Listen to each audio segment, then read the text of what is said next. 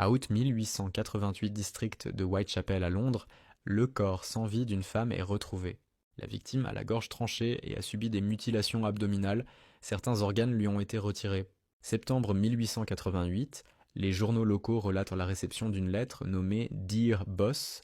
Cette dernière est adressée par un dénommé Jack l'Éventreur. De septembre 1888 à octobre 1888, 5 autres crimes auraient été attribués à Jack, car chaque meurtre présente des similitudes. Les victimes sont des prostituées et ont toutes subi d'affreuses mutilations. L'enquête piétine. Insatisfaits du travail et des résultats de la police, des citoyens de l'East End londonien formèrent le Whitechapel Vigilance Committee. Les investigations poussent la police à croire que le meurtrier aurait des connaissances en anatomie ou en chirurgie. Cette théorie sembla confirmée lorsqu'un membre du HCIS, Whitechapel Vigilance Committee Réception, une lettre intitulée From Hell, accompagnée de la moitié d'un rein ayant appartenu à une suspecte, fut dressée.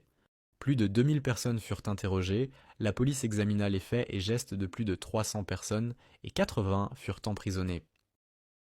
Des témoins déclarent avoir aperçu un homme d'une trentaine d'années ayant des soucis de mobilité et le bras droit tendu en permanence. Les théories sur l'identité et la profession de Jack l'Éventreur abondent, les spécialistes ne s'entendent sur aucune. Puis, la folie meurtrière de Jack s'arrêta brusquement. L'assassin a-t-il été arrêté?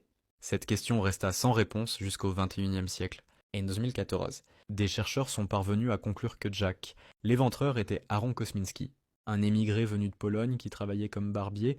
À l'époque, cet homme était déjà considéré comme l'un des principaux suspects car il avait des troubles mentaux. Son ADN aurait été retrouvé sur un vêtement qui aurait été porté par une victime.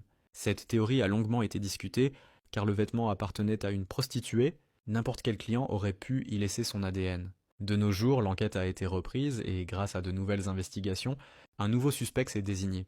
Hayam Hayams correspondrait aux descriptions de l'époque des témoins. Le suspect étant épileptique et alcoolique, il aurait fait plusieurs séjours en asile. Hyams a été blessé dans un accident qui a aggravé son état. Selon la thèse, l'homme violentait régulièrement sa femme.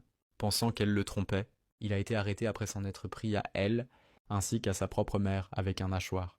Plus de 130 ans après les faits, le mystère autour du tueur en série, le plus célèbre de l'histoire, a peut-être enfin été résolu. Qu'en pensez-vous ?